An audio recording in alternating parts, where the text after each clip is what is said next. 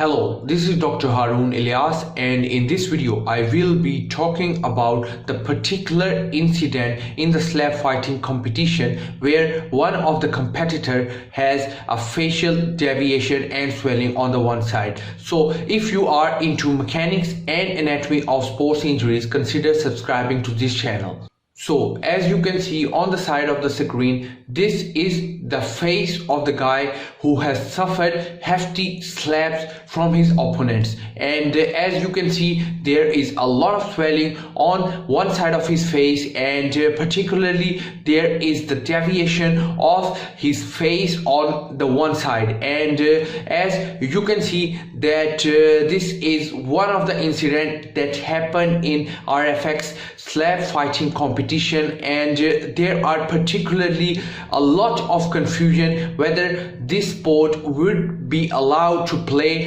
as this involves a lot of trauma on one side of the face that can result in a lot of edema, hematoma, and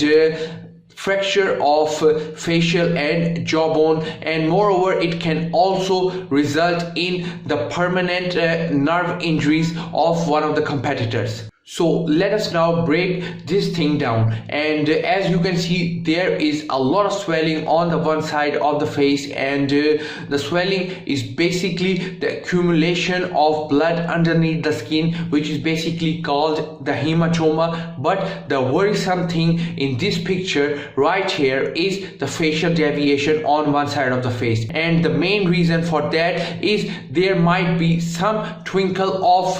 the facial nerve. So facial nerve is the seventh cranial nerve, and that supplies the one side of our face, and it originates from the brain and then it moves right under the ear, and then it supplies the upper, the middle and the lower portion of our face. And in the case of stroke, this nerve is usually damaged in the central area of the brain, and as in this slab fighting competition there might be some temporarily tingling or temporarily paralysis of this nerve that has caused the